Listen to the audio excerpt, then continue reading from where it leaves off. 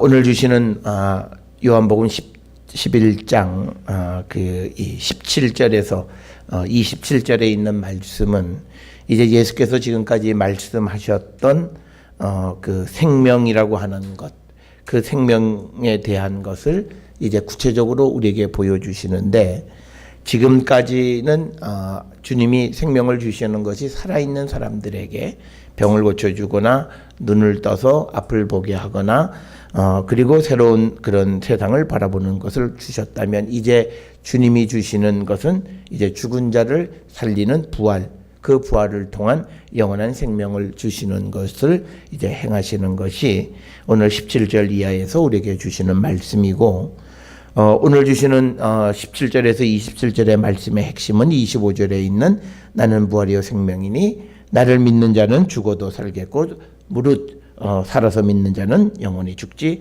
아니하리니 이것을 내가 믿느냐라고 하는 이 말씀이 우리가 오늘 주시는 말씀의 키가 되는 말씀이 되겠습니다. 이 주님께서 이제 나는 부활, 나는 생명이다, 이 말씀을 주시면서 이제 마르다 그리고 또 주변에 있는 사람들과 대화를 통해서 여러 가지 말씀을 주실 때에 역시 우리가 오늘 주시는 마르다와 예수님 사이에 초점이 서로 다른 대화를 우리가 볼 수 있습니다. 이 예수님께서는 내 오라버니가 죽지 아니하였다, 그리고 살아날 것이다, 이렇게 주님이 말씀하셨을 때 마르다는 마지막 날의 부활에 대한 믿음이 있었다. 그런데 예수님은 부활의 현재성을 강조하시는 거다. 그래서 오늘 주시는 이 11장 17절부터 27절에 우리가 주시는 말씀을 통해서 주님의 부활은 마지막 때에 죽은 영혼들을 다 일으켜서 그들을 심판하는 그 부활도 있지만, 그러나 오늘 우리의 삶 속에서 주님은 죽은 우리를 살리시는, 그래서 우리가 예수 그리스도를 믿을 때 우리가 죽은 영혼이 살아나고, 그래서 그로부터 우리가 영원한 생명을 누릴 수 있고, 그래서 26절에 무릇 살아서 나를 믿는 자는 영원히 죽지 아니하리라 라는 이 말씀을 우리가 믿는 그런 삶을 살아야 된다라고 하는 것이고, 또 오늘 주시는 이 마르다와 예수님의 그 대화 속에서 역시 마르다나 많은 유대인들이 경험의 지배를 받으면 예수님의 일에 방해꾼이 된다라고 하는 겁니다. 그래서 우리가 예수께서 이제 쭉 이야기를 이어 내려가실 때에 오늘 주시는 말씀의 17절의 키는 나흘이라고 하는 단어예요. 이 왜 그러냐면 우리가 성경에 보면 죽었다가 살아난 사람들의 이야기들이 있는데 그건 대부분 3일, 죽은 지 3일 만에 살아나는 이야기들에 대해서는 구약 성경에서도 언급이 되어 있어요. 그런데 오늘 주시는 것은 나흘이고, 특별히 이 구약 성경을 근거로 해서 그 유대인들은 사람이 죽으면 죽은 영혼이 3일 동안 그 시신 주변에 머물러 있고 그 후에는 그 시신을 떠난다, 이렇게 믿었던 거죠. 그래서 오늘 주시는 17절에 예수님이 와서 보시니 나사로가 무덤에 있은 지 이미 나흘이나 지났다라고 하는 것은 당시 살고 있던 유대인들의 관점에서는 다시 살아날 가망이 없는 사람이다라고 하는 겁니다. 그런데 오늘 주시는 이 본문의 말씀에서 예수님은 불가능한, 그리고 완전히 죽었다고 생각하는 그 사람을 다시 살리는 일을 통해서 예수 그리스도가 주시는 생명이 어떤 종류의 생명인가를 우리에게 분명하게 가르쳐주는 그런 말씀이 오늘 주시는 11장 17절부터 이어지는 죽은 나사로를 살리시는 이야기고, 그것이 이 이야기가 얼마나 중요하냐면 결국은 예수님이 바리새인들에 의해서 결국은 이제 죽게 되는 직접적 계기는 요한복음에서는 이 죽은 나사로를 살린 사건이에요. 그래서 이제 이 예수님 그리고 나사로 이 둘을 다 죽이려고 하는 게 뭐냐면, 아니 이게 지금까지는 자기들이 3일 만에 살아나는 사람들의 이야기는 들었는데 이제 예수님이 4일 지난 사람을 살렸고 그 살려진 증거가 바로 나사로인 거예요. 그러니까 이 유대인들은 자기들의 신념, 믿음 이런 체계가 다 무너지게 되어지니까 예수님뿐만 아니라 예수님에 의해서 살려진 나사로까지 죽이려 하는 것이 이제 우리가 요한복음 11장 뒷부분에서 우리가 보는 겁니다. 그래서 오늘 주시는 이 17절의 키는 나사로가 무덤에 있은 지 이미 4일이 지났다라고 하는 겁니다. 특별히 오늘 이 나흘이라고 하는 이 단어와 관계되어져서 예수님이 이 나사로의 그 아프다라고 하는 소문을 듣고 이틀을 더 유하셨던 이유는 바로 이 나흘을 맞추기 위한 겁니다. 그러니까 뭐냐면 그것은요, 예수님의 계획이라기보다는 그건 똑같은 얘기지만 하나님이 계획하신 거예요.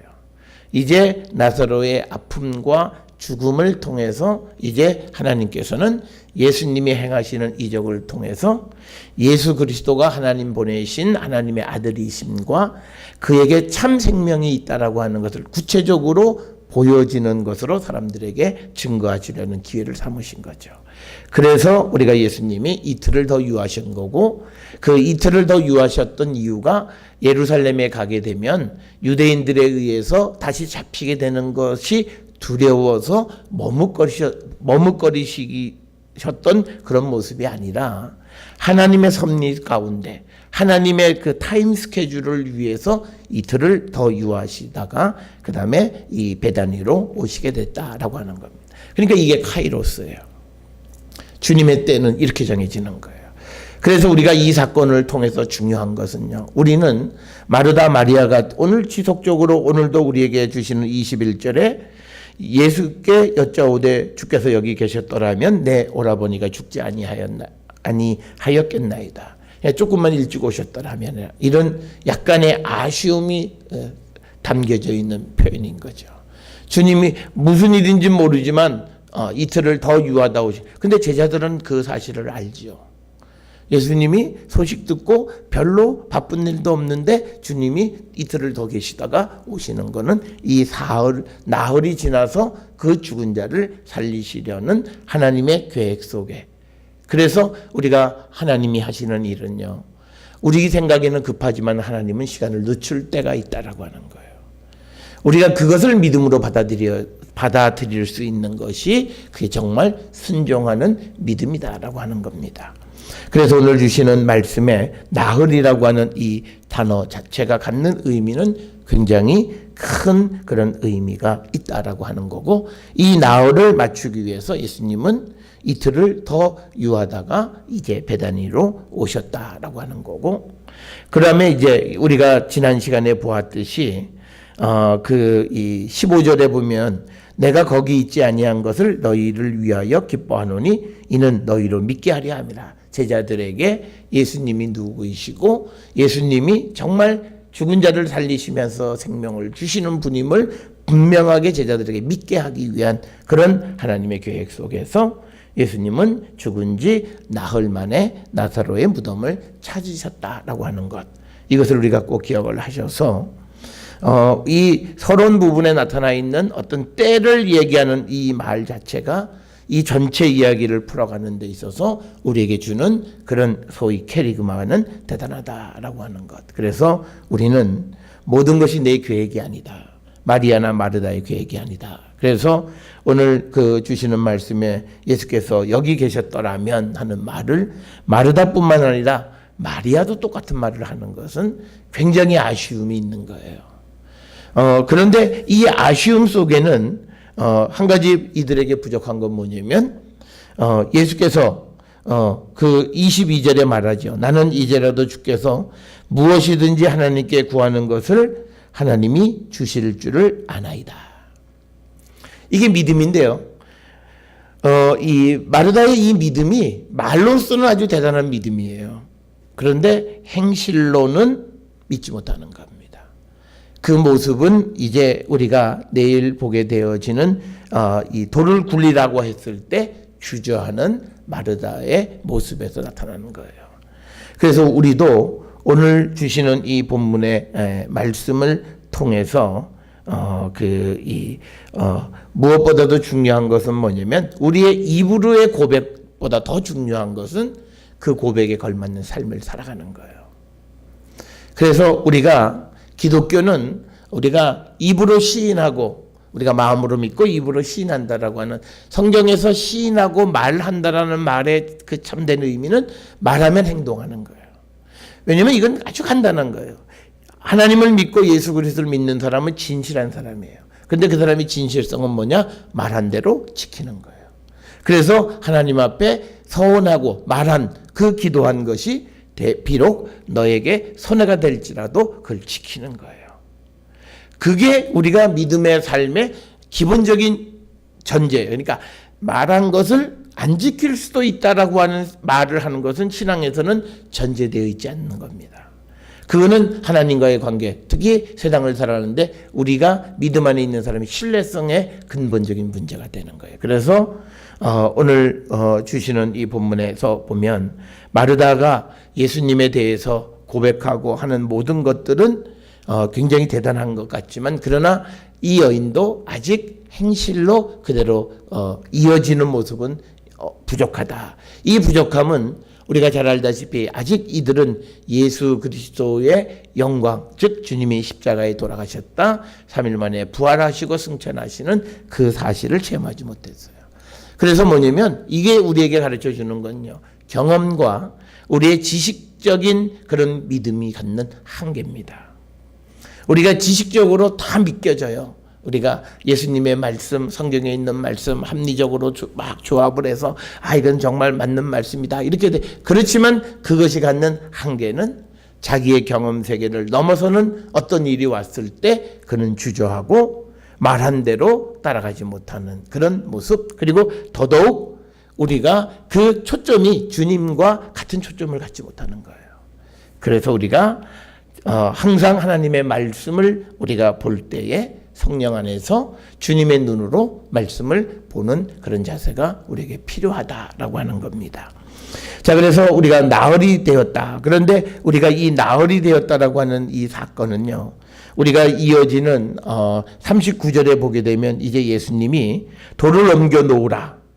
그러니까 그가 죽은 자의 누이 마르다가 이르되 주여 죽은 지가 나흘이 되었음에 벌써 냄새가 나나이다. 그러니까 마르다의 이 말은 지금 오늘 우리에게서 주시는 17절에서 27절에서 자기가 예수님에 대해서 고백한 그 말과는 전혀 맞지가 않아요. 특별히 22절에 이제라도 주께서 무엇이든지 하나님께 구하시는 것을 하나님이 주실 줄 아나이다. 그런데 이 여인은 자기의 경험 그리고 환경, 지금 시체에서 썩은 냄새가 풀풀 나기 시작하지 않아요. 그러니까 뭐냐면 하나님의 능력, 예수의 능력을 그런 자기의 경험보다 우위에 두지 못했던 거예요. 오늘 살아가는 모든 사람들이 그렇습니다. 그래서 우리의 신앙이 내가 경험했던 것보다 신앙을 앞에 두고 위에 두고 살아갈 수 있어야 되고, 그런 삶을 위해서 우리가 주님의 도움을 구해야 되는데, 우리가 그렇게 되려면요, 그게 바로 성령의 도우심이 우리에게 필요한 거예요. 그래서 우리가 이성 밖에 있는 하나님의 능력을 우리가 믿을 수 있는 그런 자세가 있어야 된다. 그래서 오늘 주시는 이 17절의 나흘이라고 하는 것은 굉장히 이 이야기 전체를 풀어가는데, 그리고 우리의 믿음에서 가장 문제가 되는 부분은 우리의 경험이다.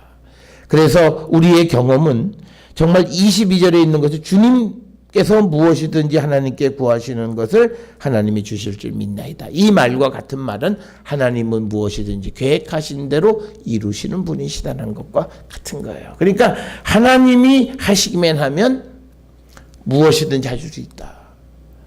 그리고 또 우리가 복음서에 보면 하나님이면 하실 수 있다.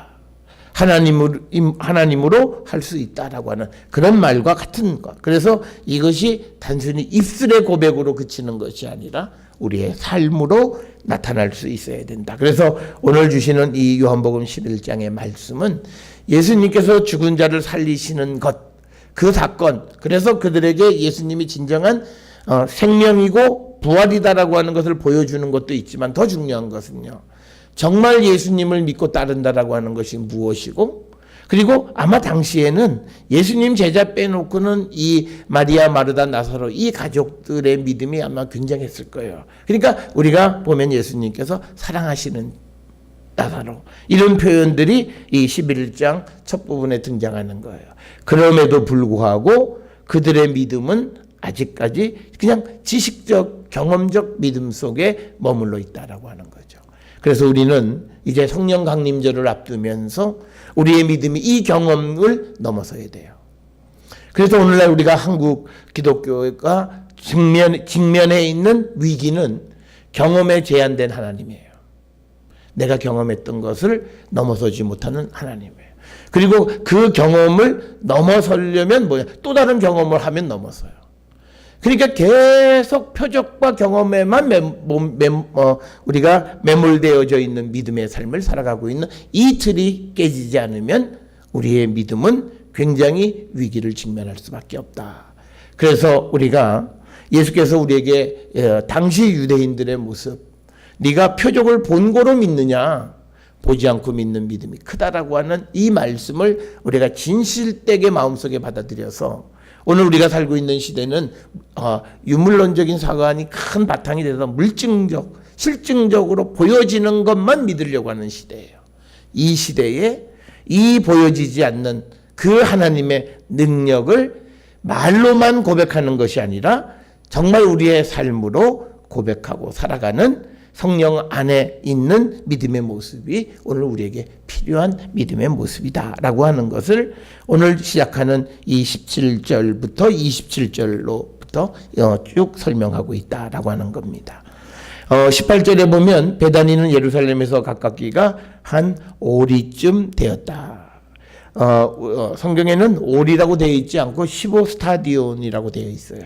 그러니까 이것은 약 한 2km가 조금 넘는 거예요. 그러니까 오리보다 조금 더 되죠. 그런데 번역하면서 한글에 가깝게 한 오리쯤, 대략 한 오리, 한 2km 정도 된다 이렇게 되어 있는데 원문에는 15스타디온 정도 된다 이렇게 기록이. 그 말은 뭐냐면 베다니는 예루살렘에서 아주 가깝다라고 하는 거예요. 이렇게 가깝기 때문에 나타나는 현상이 19절에 많은 유대인들이 마르다 마리아에게 그 오라비의 일로 위문을 하러 왔다. 그러니까 이 베다니는 예루살렘 바깥에 있는 마을이에요. 그러니까 많은 사람들이 예루살렘과 관계되어져서 생활을 하는 거죠. 또 베다니 사람들도 예루살렘에 가서 일을 하거나 그래서 많은 지인들이 예루살렘에 있는 거예요. 그런데 그 거리가 멀면 이 조문을 오기가, 위문하러 오기가 어려운데 거리가 한 오리쯤, 그러니까 왕복 10리, 약 한 4km 정도 되니까 우리가 한 2km 정도 걸어가면 한 30분 이내에 걸어갈 수 있는 거리죠. 그래서 그러가 거리가 지척에 있기 때문에 많은 유대인들이 마르다 마리아에게로 와서 위문을 했다라고 하는 겁니다. 그런데 이제 여기서 이들이 와서 위문을 했지만 진정으로 마리아와 마르다를 위문하지는 못합니다. 그 진정한 위로는 이제 주님이 오셔야 되는 거고, 그래서 이 요한복음의 내용을 보면 많은 사람이 온 다음에 그 다음에 예수님이 오세요.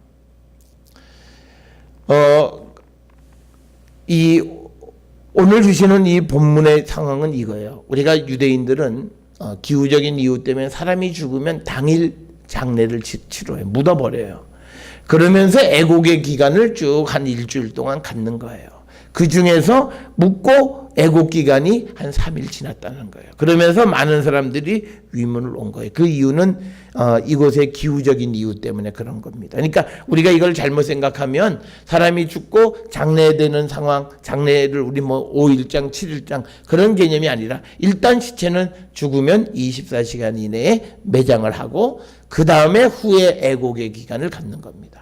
우리는 거꾸로 되어져 있었죠. 우리가 3일장, 5일장 또는 7일장 이렇게 되면 애곡의 기간을 갖고 맨 마지막에 무덤에 시체를 묻는 것이었는데 여기서는 먼저 무덤에 두고, 그러니까 17절에 무덤에 있은 지 나흘이 되었다. 이렇게 죽은 지 나흘이 되었다. 이렇게 기록이 되어져 있습니다. 그래서 예수님은 많은 사람들의 위문의 끝자락에 오신 거예요.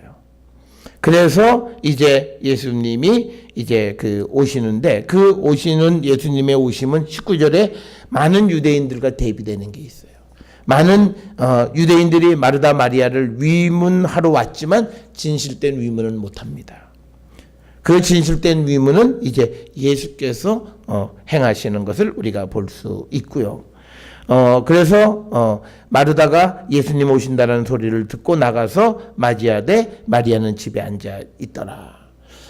원래 이 조문 오는 사람들을 맞이하는 건요, 마르다나 마리아가 집에 앉아서 맞이하는 것은 결례가 아니에요. 예수님이 아무리 선생님이라 할지라도 당시의 풍습으로는 이럴 수밖에 없어요. 그러니까 여기에서 뭐 마리아와 마르다를 또 뭐 대비해서 이렇게 설명할 필요는 없고, 왜 마리아가 집에 앉아 있었느냐? 어쩌면 예수님 오신다는 소식을 듣지 못했을 수도 있고, 그리고 당연히 마리아는 그냥 거기에 앉아서 자기가 슬픔에 잠겨 있고 다른 사람들이 찾아와서 이렇게 조문하게 되어 있는 겁니다. 그러면서 21절에 마르다가 예수께 여짜오되 주께서 여기 계셨더라면 내 오라버니가 죽지 아니하였겠나이다. 그런데 예수님은 거기 계시지 않았어요. 그래서 이 말은 이 21절의 말은 15절에 있는 말씀하고 비교해 보면 돼요. 15절에는 뭐냐? 내가 거기 있지 아니하는 것을 너희를 위하여 기뻐하노니 이는 너희를 믿게 하리 함이라. 그러니까 예수님이 의도하시고 나사로의 그 죽음 직전에 가실 수 있음에도 안 가셨다는 거예요. 그러니까 마르다는 예수님이 평소와는 달리 너무 더디 오시는 거예요. 이렇게 늦으실 리가 없는데 왜 이렇게 늦어 오시느냐. 그러니까 한 가지 아쉬움은 주께서 여기 계셨더라면 그 오라버니가 죽지 아니하였겠나. 아쉬움은 있지만 그렇다고 해서 이 말은 예수님에 대한 원망은 아니에요.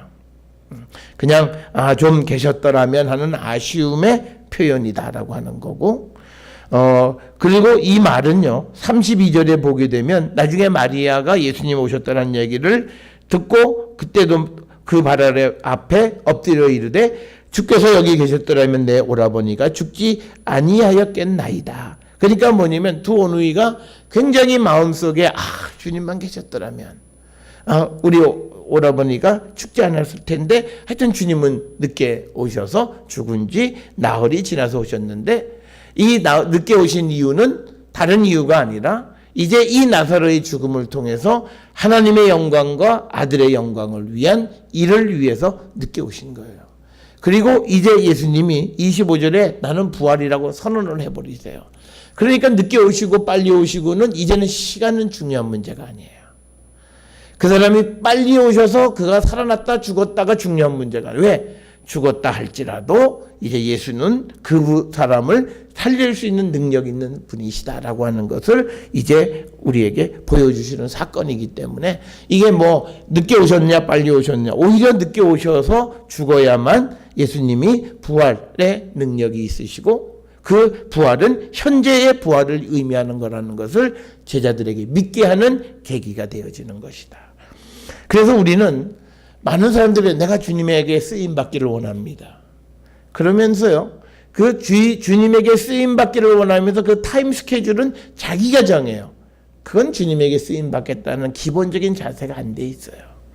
주님에게 쓰임받고자 원하면 때부터 모든 것을 결정하시는 권한은 하나님이 하시는 거예요. 그래서 하나님이 가장 적절하고 많은 사람에게 유용할 때 그때 하나님은 일을 하세요. 그러니까 우리가 쉽게 나 주님에게 쓰임받기를 원합니다. 그러고는 전에 왜 주님이 그거는 주님이 우리를 가장 필요할 때 쓰시는 분이에요. 그러니까 뭐냐면 그건 시간과 때까지도 주님에게 맡기는 거예요. 우리는 나를 드렸는데 그 때와 시간, 방법 이런 걸 자기가 결정하고 마음속에 막연하게 기대를 갖고 살아요. 그건 주님께 맡긴 게 아니에요. 주님이 우리가 가져야 될 마음은 어떻게 내 인생을 이끌어 가시고 언제 주님이 나를 통해서 영광을 받으실지를 우리는 기대하는 마음으로 하루하루 살아가는 거예요.